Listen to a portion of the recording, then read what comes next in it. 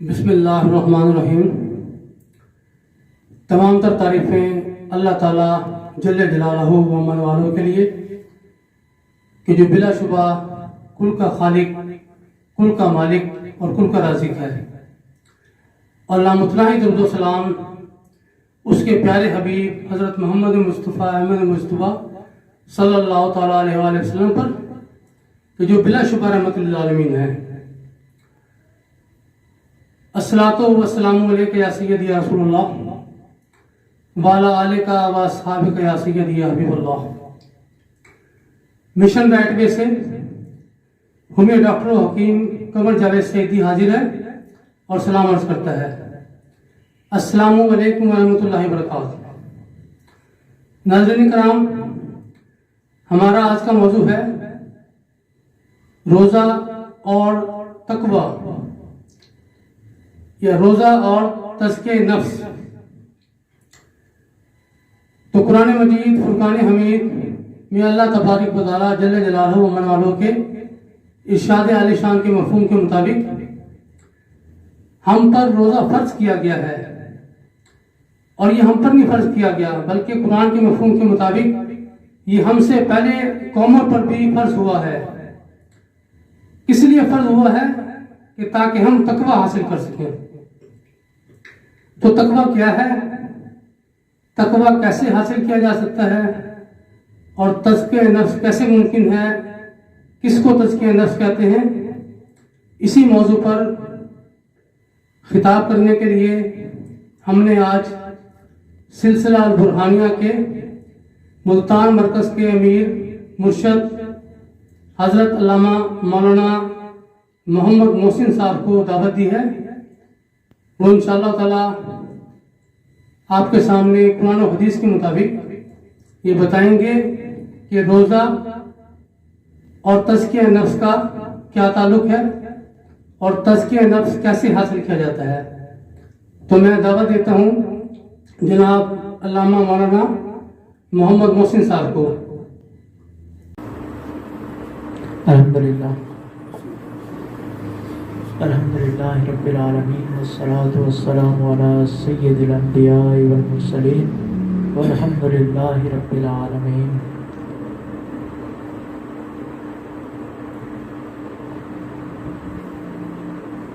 الصلاة والسلام علیکہ یا رسول اللہ وعلی آلکہ و اصحابکہ یا حبیب اللہ۔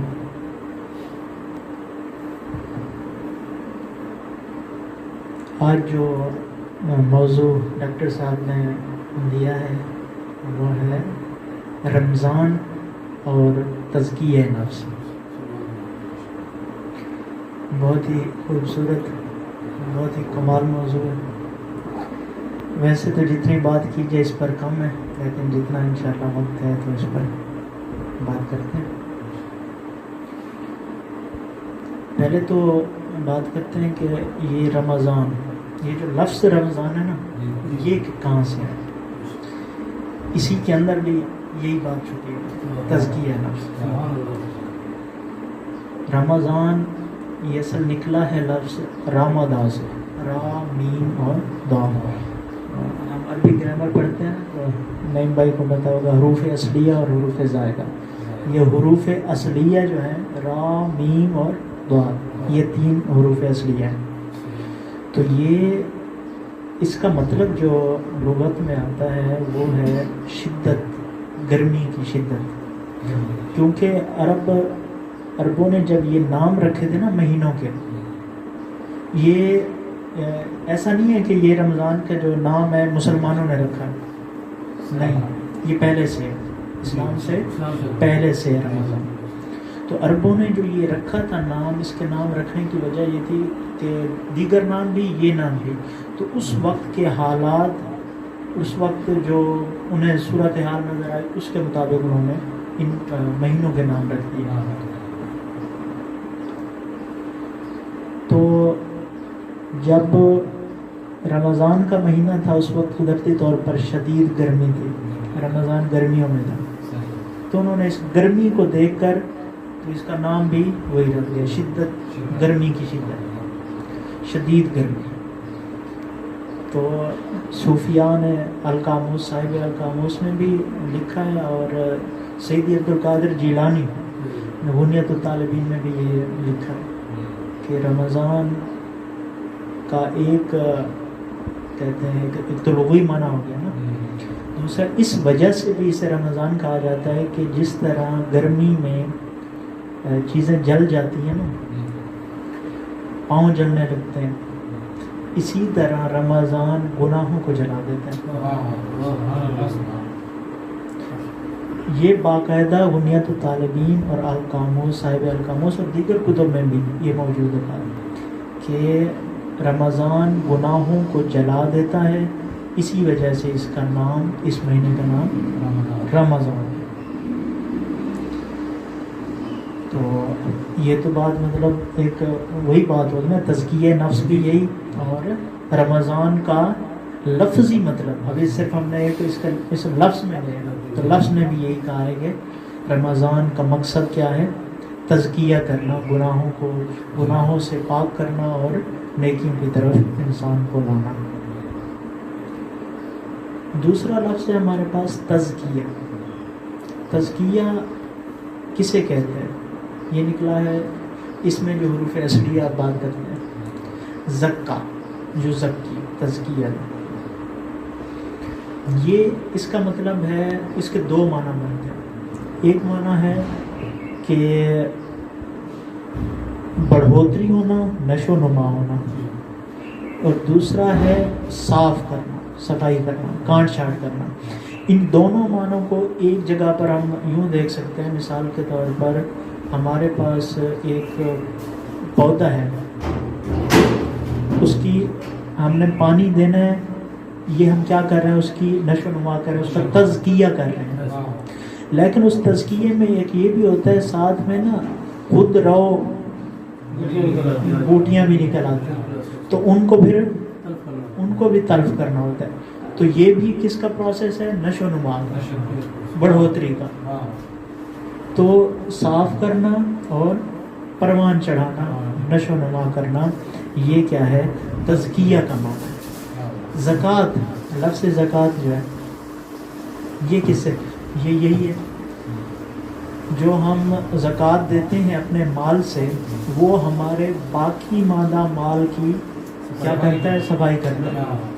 اور دوسرا یہ، آپ اللہ کے ساتھ تجارت کرتے ہیں تو اللہ آپ کو کیا بڑھ کر دیتا ہے، بڑھوتری بھی ہوتی ہے اور صفائی بھی ہوتی ہے۔ تو یہ جو تزکیہ ہے، یہ جو ہم اب جس کی بات کر رہے ہیں تزکیہ، یہ کس چیز کی نشو و نما ہے؟ کس چیز کی صفائی ہے؟ یہ ہے روح کی صفائی۔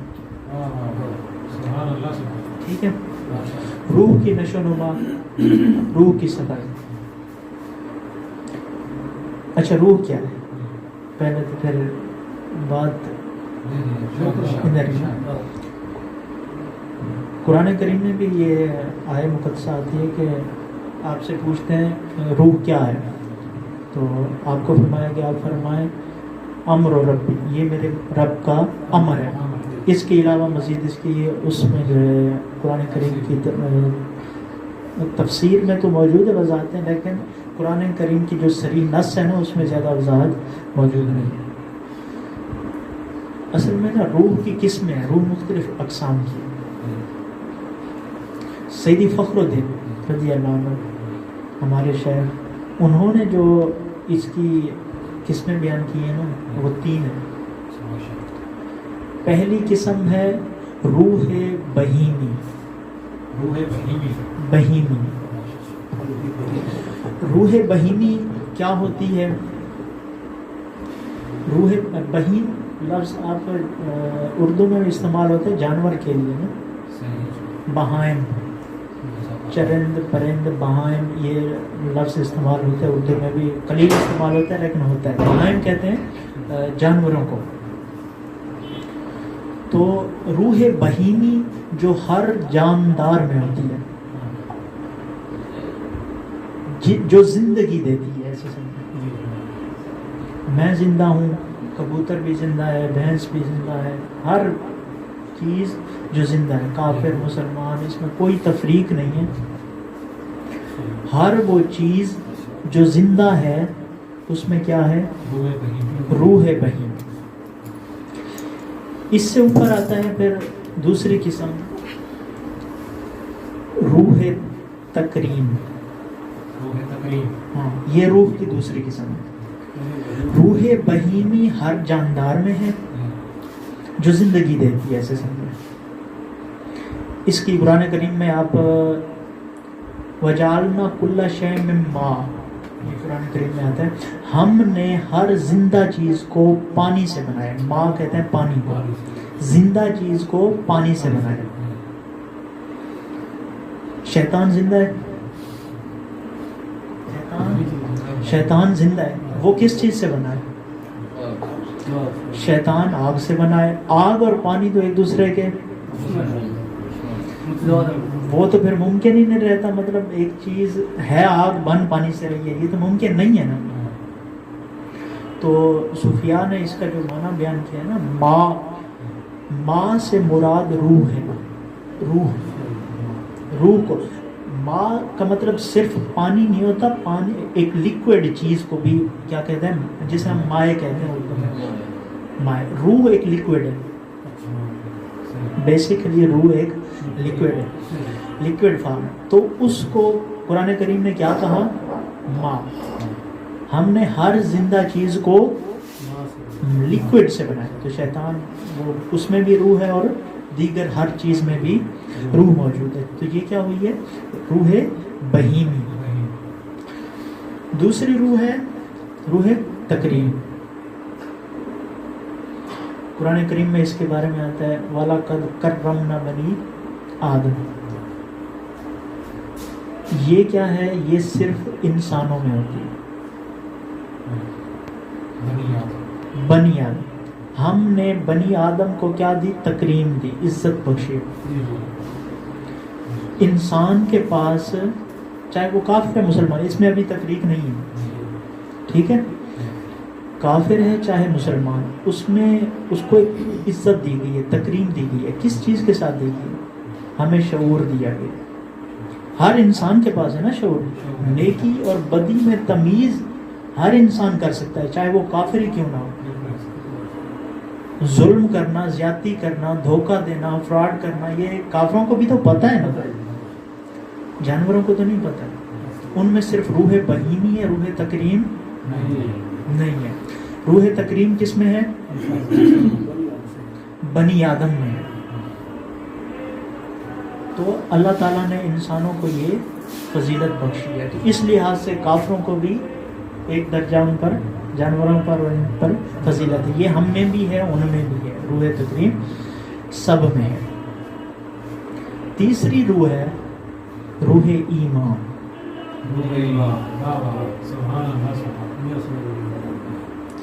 روح ایمان،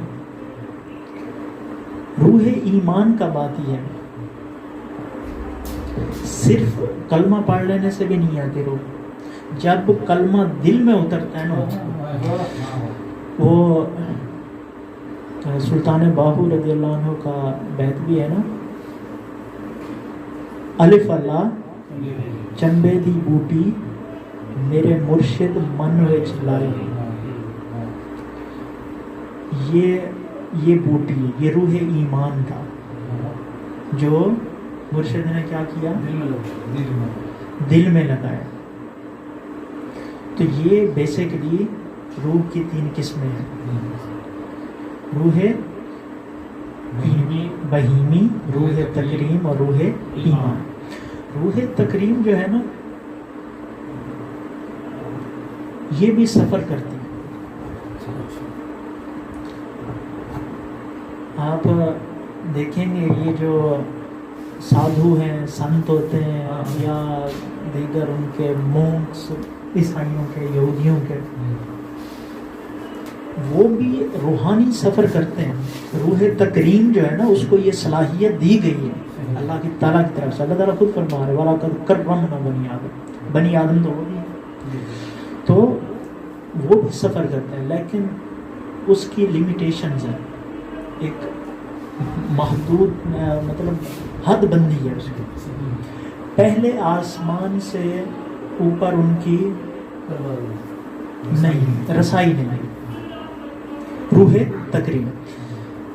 اچھا یہ دیکھیں نا, یہ جو سادھو ہوتے ہیں یہ ان کا آپ دیکھیں گے کچھ نہ کچھ ان میں ہوتا ہے, انہوں نے کچھ نہ کچھ تجلیات, کچھ نہ کچھ انہوں نے دیکھی ہوتی ہیں چیزیں.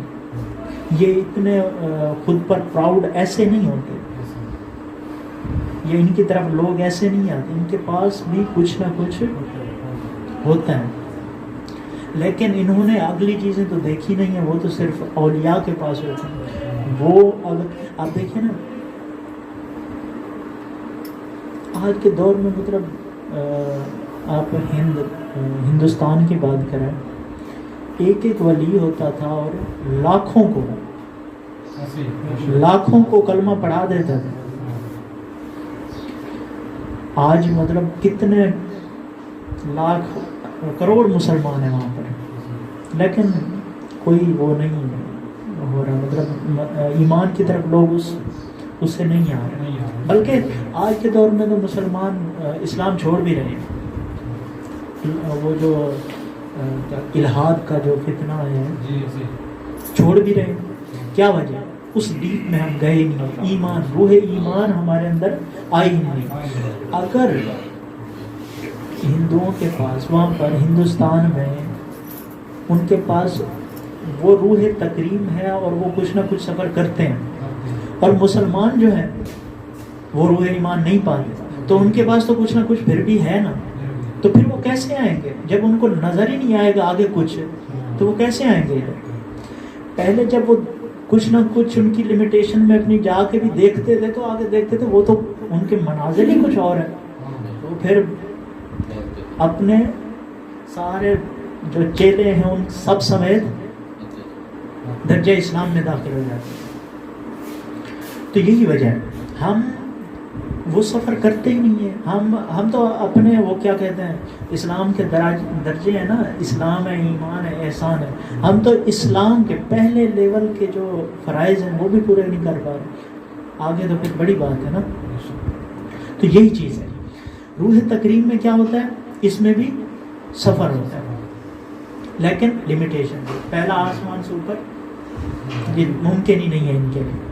پھر ہے روح ایمان. ہمارا کام کیا ہے, یہ جو تزکیہ ہے یہ اس روح ایمان پر ہم نے محنت کرنی ہے, اس کی نشو نما کرنی ہے, اس کو آلودگیوں سے پاک کرنا ہے, آلائشوں سے پاک کرنا ہے. وہ کیسے ہوگا؟ قرآن کریم میں واضح آتا ہے قد افلح من تزکا, تحقیق کامیاب ہوا وہ جس نے تزکیہ کیا. اور کیسے ہوگا تزکیہ؟ آگے بتایا وَذَاكَ رَسْمَ رَبِّهِ فَصَلَّى, اپنے رب کے نام کا ذکر کیا. اس نے اپنے رب کے نام کا ذکر کیا. رب کا نام کیا ہے؟ اللہ. اللہ. ذکر کرنا کیا ہوتا ہے؟ ذکر کرنا کیا ہے؟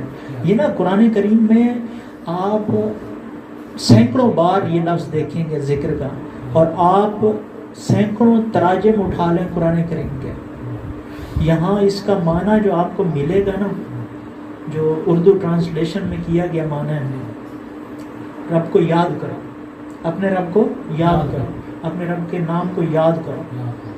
یہ بہت ایک مس انڈرسٹینڈنگ ہوئی ہے. رب کے نام کو یاد ہم کس طرح, مطلب کیا یاد کریں؟ یاد تو ہے ہمیں, رب کا نام ہمیں تو یاد نہیں ہے, اللہ ہے.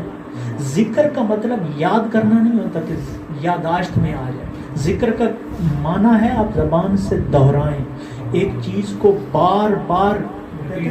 سیدی فخر الدین نے تو اس کی بڑی ایک کمال تعریف بیان کی ہے. ذکر کسے کہتے ہیں؟ آپ فرماتے ہیں محبوب کا نام بغیر کسی لالچ اور خوف تمام بھی نہ ہو, جنت کا دوزخ کا خوف بھی نہ ہو, ہر ایک چیز سے بالا تر ہو کر آپ جب اپنے محبوب یعنی اللہ کا نام لیں گے نا بار بار, تو یہ کہلاتا ہے ذکر.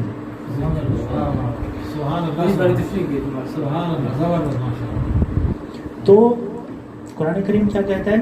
قد افلح من تزکا، کامیاب ہوا وہ جس نے تزکیہ کیا. تزکیہ کیسے ہے؟ وَذَكَرَ اسْمَ رَبِّهِ، اپنے رب کے نام کا ذکر کیا. فصلى، اور یہاں ترجمہ کیا جاتا ہے نماز پڑھی. یہ آیت جو ہے نا یہ مکی ہے. مکہ میں نمازیں فرض ابھی ہوئی ہی نہیں تھی. ٹھیک ہے، تو اس کا ایک اور معنی بھی بنتا ہے.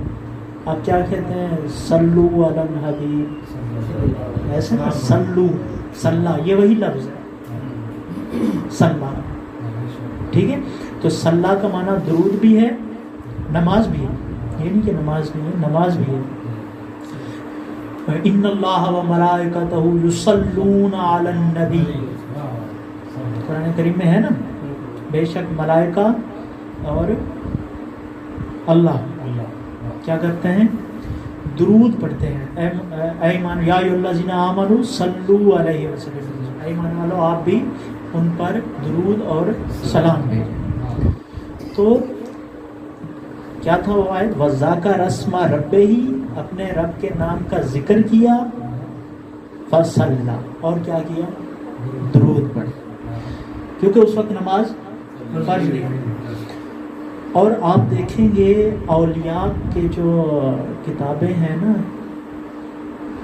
جو سفر مطلب سلوک کے رکن بیان کیے جاتے ہیں، جو انہوں نے اوراد وظائف بیان کیے ہیں ذکر میں، ان میں یہ دو کمپوننٹس لازمی ہیں. یہ دو چیزیں لازمی ہیں. کوئی بھی ایسا سلسلہ نہیں، کوئی بھی ایسا اللہ کا ولی نہیں ہے جو اپنے مریدین کو ذکر دیتا ہو اور اس میں اسم اللہ اور درود شریف، اللہ کے نام کا ذکر اور درود شریف، کیونکہ قرآن نے قاعدہ بیان کیا. تو اس کے بغیر اگر آپ دیکھیں کہ کوئی شیخ ہے جو یہ چیزیں نہیں دیتے، تو مطلب کہ وہ تزکیہ نہیں ہو رہا. اچھا، رمضان اور تزکیہ کا آپس میں بھی ہم بیان کر رہے تھے. تزکیہ بھی ہو گیا، کیا چیز ہوتی ہے. اور ہاں، تزکیہ کبھی بھی شیخ کے بغیر نہیں ہوتا.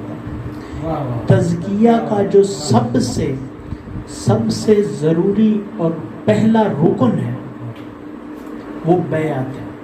شیخ کامل کی بیعت. شیخ کامل کیا ہوتا ہے؟ وہ ایک پھر لمبا ٹاپک ہو جائے گا، بے شک آپ بعد میں پوچھ بھی سکتے ہیں. تو شیخ کامل کی بیعت تزکیے کا پہلا زینہ ہے. اس پر چڑھے بغیر ممکن ہی نہیں، کیونکہ آپ ہم نا ظاہری اسی دنیا کی مثال ہے. زندگی کا کوئی شعبہ ہے آپ دیکھ لیں، مطلب ڈاکٹر ہے، انجینئر ہے، مستری ہے، موچی ہے، کمہار ہے، کوئی بھی ہے جی. زندگی کا کوئی شعبہ ہے، کیا کوئی اپنے استاد کے بغیر یہ کام کر پائے؟ زندگی کا کوئی شعبہ ایسا نہیں ہے جس میں ہمیں استاد کی ضرورت نہ پڑتی ہے. لیکن ہم دین،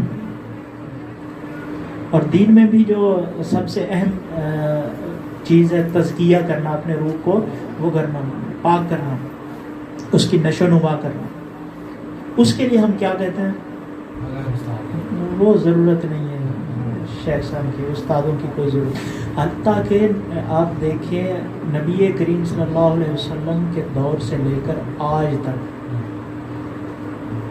نبی کریم صلی اللہ علیہ وسلم کے دور میں صحابہ نے بیعت کی، بے شک صحابہ کن کے بیعت تھے؟ نبی کریم صلی اللہ علیہ وسلم کے تھے. صحابہ نبی کریم صلی اللہ علیہ وسلم کی وفات کے فوراً بعد جب سیدی ابو بکر صدیق رضی اللہ تعالی عنہ جب خلیفہ وقت بنے، سب سے پہلا کام کیا ہوا تھا پتہ ہے؟ نبی کریم صلی اللہ علیہ وسلم کی تدفین سے بھی پہلے بیعت ہوئی تھی، اور سیدنا صدیق اکبر کے بعد یہ سلسلہ چلتا آیا ہے اور چلتا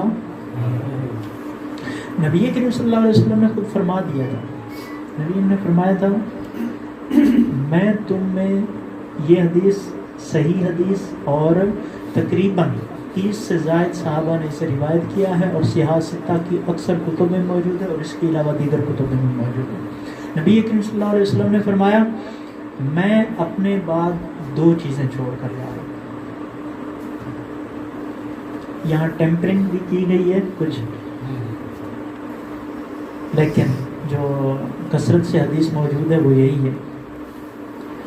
نبی اکرم صلی اللہ علیہ وسلم نے فرمایا میں تم میں 2 چیزیں چھوڑ کر جا رہا ہوں، ایک کتاب اللہ و اہل بیت و عطرت اہل بیت، اور میری عطرت اہل بیت، 2 چیزیں یہ چھوڑ کر جاؤ۔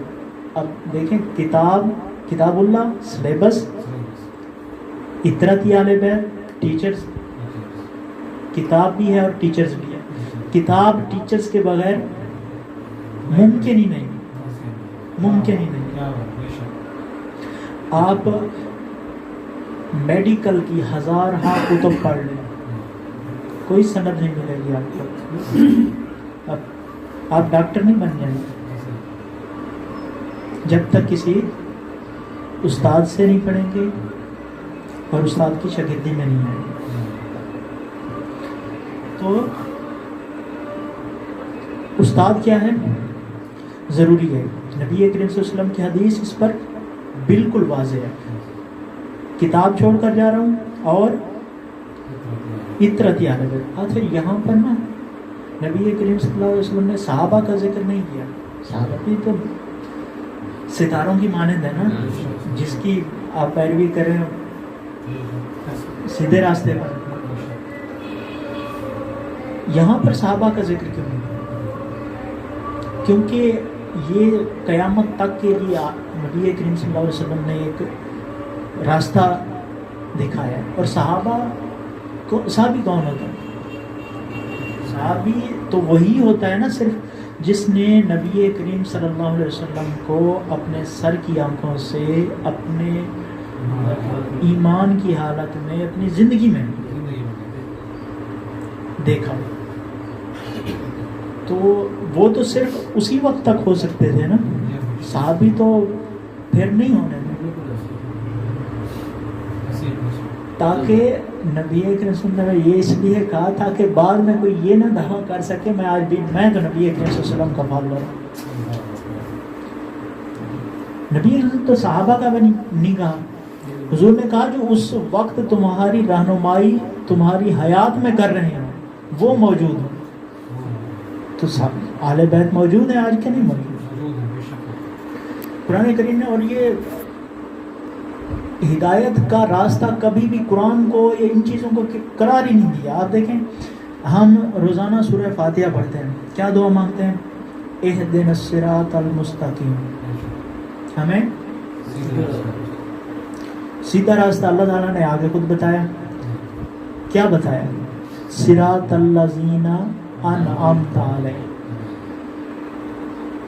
وہ راستہ ان لوگوں کا راستہ جن پر تو نے انعام کیا، غیر المغضوب علیہم ولا الضالین، نہ ہی گمراہوں کا اور نہ ہی جن پر غضب کیا۔ راستہ لوگ ہیں، راستہ کوئی کتاب نہیں ہے، کوئی اور کچھ بھی نہیں ہے۔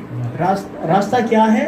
وہ لوگ ہیں جن پر اللہ نے کیا کیا ہے، آگے سورہ بقرہ میں انعام یافتہ لوگوں کی اللہ تعالیٰ نے 4 کیٹیگریز خود بیان کی ہیں، کون کون سے؟ انبیاء ہیں، شہداء ہیں، صالحین ہیں، اور ایک اور طبقہ بھی، یہ 4 صدیقین، یہ اولیاء کی ایک قسم ہے۔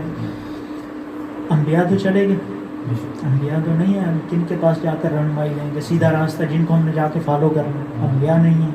اس کے بعد صدیقین بہت کم ہوتے ہیں، ہر دور میں ہوتے ہیں، اور یہ بہت مطلب ریئر ہوتے ہیں، جن کو مطلب ہم ढूंढ भी नहीं सकते, आम हमें मिल भी नहीं सकते। फिर शुहदा हो गए, शुहदा तो फिर बने ही तब जब शहादत पाई। फिर बचे सालिहीन, सालिहीन हर दौर में रहते हैं, सालिहीन हर दौर में होते हैं। ऐसा कभी मुमकिन ही नहीं रहा कि सालिहीन से दौर खाली हो। नबी करीम सल्लल्लाहु अलैहि वसल्लम का यही हुआ ना, हदीस यही कहती है ना, इतराती अहले बैत। ये जो तमाम आप देखेंगे सलासिल हैं पाकिस्तान में तो मारूफ यही 4-5 हैं, चिश्तिया, कादरिया, नक्शबंदिया, सोहरवर्दिया। वैसे तो मतलब हज़ारों हैं। तरीक़त इसे कहते हैं, तरीक़त तरीक़ अरबी का लफ्ज़ है, रास्ता इसे कहते हैं, रास्ता। ये रास्ते हैं, कहाँ के रास्ते हैं? अल्लाह तक पहुँच, हिदायत के रास्ते हैं। तो ये सब रास्ते जाते तो वही हैं। और ये आप देखेंगे कि ये रास्ते, इनका जो सरचश्मा है वो अहले बैत। कोई सिलसिला अहले बैत से बाहर नहीं है। सालिहीन तो उनसे उन्होंने अहले बैत से फैज़ लिया है। मतलब कि ये सारे जो दरिया हैं, नहरें हैं, ये कहाँ जाके मिलते हैं? अहले बैत के समंदर से। उसी समंदर से ये चश्मे फूटे हैं। तो तज़किया के लिए टीचर ज़रूरी है। तज़किया क्या होता है, ये भी बात हो गई कि रूह का फलना फूलना, और वो किससे होगी? ज़िक्रुल्लाह से और दुरूद शरीफ से। और वो कौन देगा? शेख।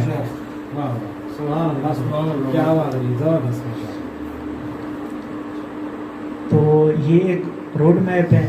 और रमज़ान का ये महीना है। रमज़ान करीम के बारे में कुरान करीम में आता हुआ, या अय्युहल्लज़ीना आमनू कुतिबा अलैकुमुस्सियाम कमा कुतिबा अलल्लज़ीना मिन क़ब्लिकुम लअल्लकुम तत्तक़ून। ए ईमान वालो, तुम पर रोज़े फ़र्ज़ किए गए हैं जिस तरह तुमसे पहले, यानी पहले लोगों पर भी फ़र्ज़ थे। ये कोई नई बात नहीं थी। मुसलमान को तसल्ली दी जा रही है कि टेंशन ना लो, ये पहले रोज़ होता है, कुछ नहीं होता। फिर इसका मकसद बयान किया, लअल्लकुम तत्तक़ून। क्यों फ़र्ज़ किए गए हैं? ताकि तुम मुत्तकी बन जाओ।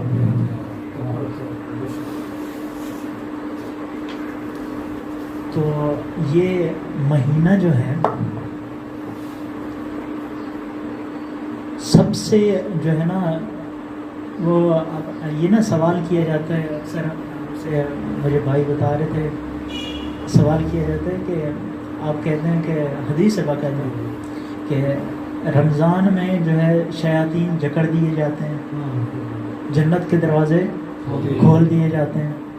और ये क्या बात हुई कि मतलब सऊदी अरब में एक दिन पहले उन्हें जकड़ दिया, जन्नत के दरवाजे वहाँ पहले खुल गए, यहाँ एक दिन बाद खुल रहे हैं। ये क्या बात है? जन्नत तो जन्नत है, दरवाजे तो दरवाजे हैं, वो या तो खुले होंगे या तो बंद होंगे। तो वहाँ एक दिन पहले खुल गए और यहाँ अभी तक नहीं खुले, क्या मतलब हुआ इस बात का? तो असल में ना ये कोई वो नहीं है कि ज़रूरी आप इसको उसी तरह, आप जन्नत में ये जहन्नम में इंसान ने कब जाना है? जन्नत और जहन्नम तो क़यामत के बाद में दाखिल होना है। ये तो प्रोसेस ही बाद का है ना।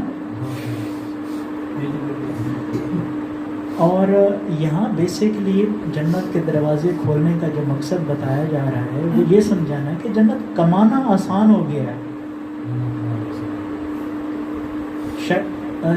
जन्नत कमाना क्या है? आसान हो गया। यहाँ एक नेकी के बदले आपको कई सौ गुना ज़्यादा आपको अजर दिया जा रहा है। آپ کے لیے حالات سازگار ہو گئے ہیں, نیکی کرنا آسان ہو گیا ہے. شیطان کو جکڑنا کیا ہے؟ چلیے شیطان تو شیطان تھا, اسے تو یا جکڑا ہوگا یا کھلا ہوگا. یہ کیا بات ہے کہ وہاں جکڑا ہوا ہے اور یہاں کھلا ہوا ہے؟ وہ جکڑنے کا مطلب نا ایک اب نا آپ کے کسی سے قرض لیا ہوا ہو, آپ نے مقروض ہوں, بہت زیادہ دھنستے جا رہے ہوں, کہتے ہیں میں قرض میں جکڑا ہوا, مطلب کہ بے بس ہو گیا, میرا بس ہی نہیں چل رہا, میں اسے ادا کر ہی نہیں پا رہا, اتنا زیادہ مقروض ہو گیا, بے بس ہو گیا. تو شیطان دراصل کیا ہو جاتا ہے؟ بے بس ہو جاتا ہے. ایک ایسے حالات بن جاتے ہیں, ایک ایسے نیکیاں اب اتنی کر رہے ہوتے ہیں, اللہ ان کا اجر اتنا بڑھا کے دے رہا ہوتا ہے, شیطان بے بس ہوتا ہے, اس کا کوئی بس ہی نہیں چلتا.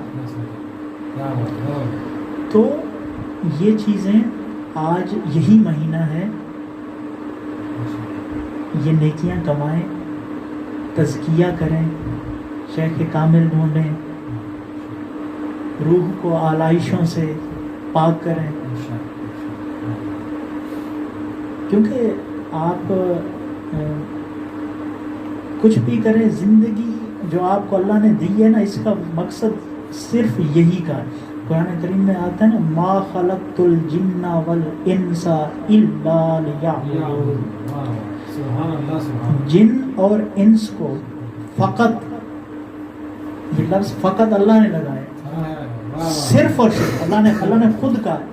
ما اور الا جب آتا ہے نا عربی میں, یہ حصر کا معنی دیتا ہے. حصر ہوتا ہے مطلب بس یہی اور کچھ بھی. صرف ہوتا کہ تمہیں زندگی دی اپنی عبادت کے لیے, تو مطلب ہوتا عبادت بھی اور دیگر چیزیں بھی. یہاں پر اللہ نے حصر لگا دی, فقط ما خلقت الجن والانس, جن و انس کو نہیں پیدا کیا مگر صرف الا لیعبدون, صرف میری عبادت کے لیے. سیدنا ابن عباس نے اس کا معنی جو عبادت ایک سبب ہے بیسیکلی, اس کا مسبب جو نتیجہ ہے عبادت. کیوں عبادت تو مطلب عبادت اس کیوں کی جائے عبادت. انہوں نے فرمایا کہ یہ اس کا مطلب ہے لیعرفونی, تاکہ وہ میری معرفت حاصل کریں. انسان جن و انس کا تخلیق کا مقصد فقط اللہ کی معرفت حاصل کرنا ہے. تو بات یہیں پر ختم کرتے ہیں کہ سب چیزیں عارضی ہیں. ہماری زندگی کا جو سب سے بڑا مقصد اللہ نے جس کے ساتھ ہمیں پیدا کیا, آج نا وہ لوگوں کے موٹوز ہوتے ہیں. کراچی میں ہم تھے تو وہ بزنس مین سکھاتے تھے بچوں کو, بچوں یہ اپنا ذہن بنا لو, ہم نے گڈی لینی ہے, ہم نے یہ کرنا ہے, وہ موٹیویٹ کرنے کے لیے. اللہ نے جس مقصد کے ساتھ ہمیں پیدا کیا وہ یہی ہے, اللہ کی معرفت. اور معرفت کا راستہ, روڈ میپ یہی ہے. اللہ کریم ہمیں عمل کی توفیق دے. رمضان کا مہینہ ہے یہ, کوشش کریں کہ شیطان بے بس ہے, جتنا ہو سکے آخری 2-3 منٹ ذکر کی محفل انشاءاللہ افطاری جی جی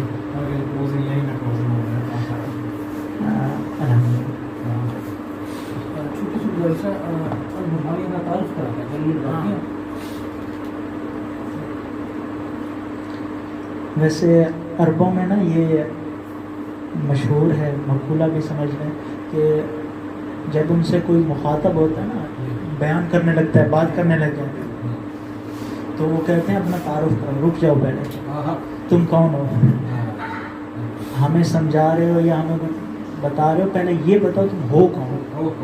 تو یہ میں پہلے بتا نہیں پایا, تو ابھی جو ہے میرا نام جو ہے محمد محسن ہے اور میرا جو تعلق ہے وہ سلسلہ سے سلسلہ البرہانیہ الطریقہ البرہانیہ دسوقیہ شاذلیہ، یہ ایک تصوف کا سلسلہ ہے جس طرح دیگر سلاسل میں نے آپ کو بتایا.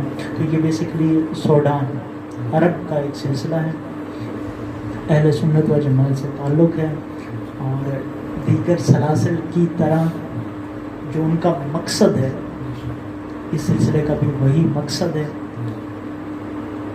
مقصد کیا ہوتے ہیں سلاسل کے؟ طریقتوں کے، راستوں کے، انسان اور مخلوق اور خالق کے درمیان تعلق مضبوط کرنا، مخلوق کو خالق سے ملانا. تو ہم خود کیوں نہیں مل سکتے، اس پر تو بات ہو گئی نا کہ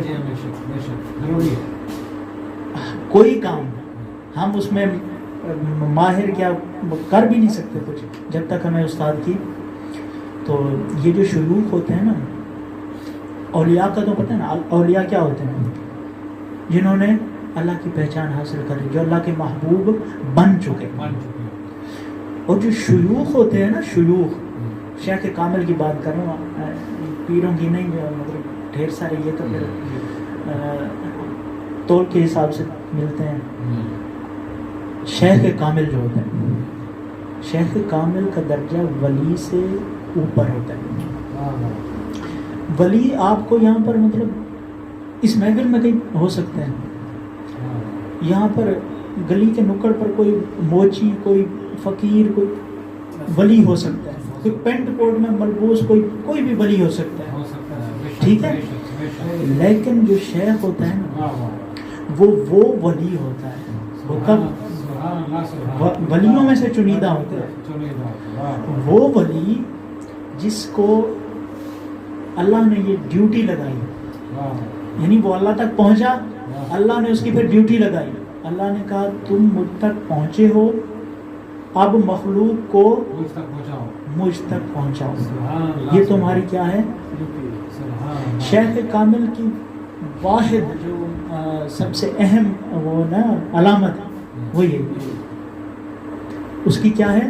ڈیوٹی ہے کہ تم مجھ تک پہنچے ہو، ولی بن گئے ہو، اب یہ تمہاری ڈیوٹی ہے. اللہ کی طرف سے اسے اذن دیا جاتا ہے کہ اب مخلوق کو مجھ تک پہنچاؤ. یہاں پر تو مطلب آج کل تو مطلب اپنے عقل کی بنا پر نا وہ کیا کہتے ہیں اسے، اصول بنا لیے گئے. جو پیر صاحب کا بڑا بیٹا ہوگا وہ پیر بنے گا،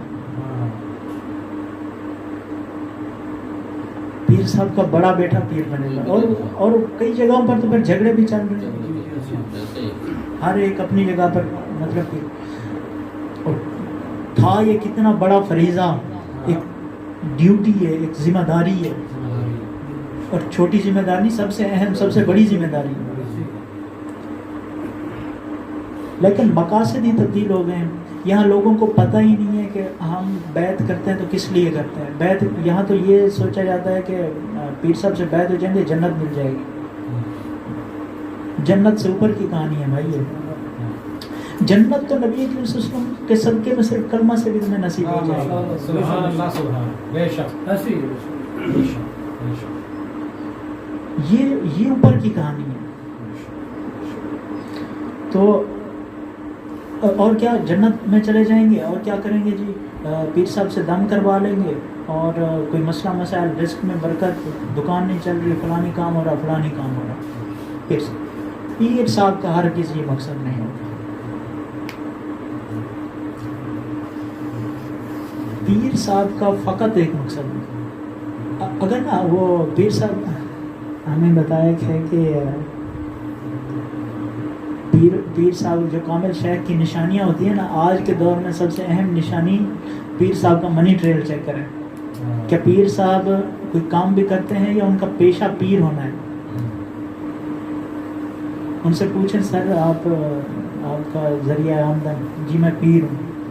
پیر ہونا کوئی پیشہ تو نہیں ہے، کمائی کا ذریعہ تو نہیں ہے. لیکن بدقسمتی سے آج کل تو آج کے دور میں یہ نشانی پلے باندھ رہے ہیں بے شک کہ منی ٹریل اگر کلیئر، پہلی نشانی تو یہ دیکھیں منی ٹریل کلیئر ہی نہیں ہے تو پھر وہ کیا مطلب کیا ہے. آج کل لوگ بھی یہی توقع رکھتے ہیں تو پیر صاحب بھی اسی مقصد کے لیے بیٹھے ہیں. لوگ جب اس لیے جائیں گے کہ ہمارا مرض کا علاج ہو جائے، ہماری دکان چل جائے، ہمارا یہ ہو جائے، ہمارا وہ ہو جائے، تو پیر صاحب کس لیے بیٹھے ہیں؟ پیر صاحب بھی کہتے ہیں دیں ادھر نذرانہ رکھیں آپ کے سارے کام ہو. تو دونوں طرف سے دنیا چل رہی ہے. لیکن پیر کا مقصد، شیخ کا مقصد حقیقی کیا تھا؟ اللہ سے ملا. مرید یا جو بیعت ہوتی تھی، بیعت کا مطلب ہوتا ہے بیچنا، سودا کرنا. بیع سے نکلا ہے لفظ بیعت. بندہ جاتا ہے شیخ کے پاس کہ مجھے نا آپ، میں جب پتہ ہو کہ کامل شیخ، میں آپ کی اطاعت کروں گا، خود کو آپ کے حوالے کے، جیسا آپ کہیں گے میں ویسا کروں گا، میں بک گیا ہوں. کس شرط پہ؟ بدلے میں مجھے کیا چاہیے؟ آپ دکاندار کے پاس جاتے ہیں، پیسے دیتے ہیں، کچھ لیتے ہیں، تو دو طرفہ سودا ہوتا ہے نا. آپ بھی کچھ دے رہے ہوتے ہیں، دکاندار بھی کچھ دے رہا ہے. تو یہ ایک طرف آپ پیسے دے دیں، آپ کو چینی نہ ملے، سودا ہوا؟ کوئی بے ہوئی نہیں ہوئی. دکاندار چینی دے دے، آپ پیسے ہی نہ دے تو ہوئی کوئی بے؟ سودا ہی نہیں ہوا. بیعت بھی یہ ہے، آپ بھی اطاعت کرنے پر راضی ہوں اور شیخ صاحب بھی کامل ہوں، وہ پہنچانے کی قدرت رکھتے ہوں. قدرت رکھتے ہیں. واہ واہ واہ، سبحان اللہ، سبحان، کیا بات. وہ بھی اگر آپ 20-30 سال 40 سال ہو گئے بیعت ہیں اور کوئی آپ کی روح کی نشو و نما ہی نہیں ہو رہی، آپ کو کچھ مطلب حصول ہی نہیں ہوا آپ کو، پھر وہ بیعت ناکافی ہے، وہ سودا ہوا ہی نہیں ایسے.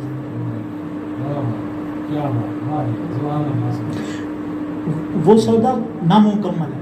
یا تو آپ کی طرف سے یا شیخ کی طرف سے، یا تو آپ شیخ کے کہنے پر عمل نہیں کر رہے، یا شیخ نے آپ کو جو کہا آپ اس پر عمل نہیں کر رہے، یا پھر آپ عمل کر رہے ہیں اور شیخ سب کامل ہی نہیں ہے، وہ پہنچانے کی قدرت ہی نہیں رکھتے. تو ایک نہ ایک طرف سے تو سودا نامکمل. افطاری کے لیے ساتھ والے کمرے میں کیا انتظام ہے؟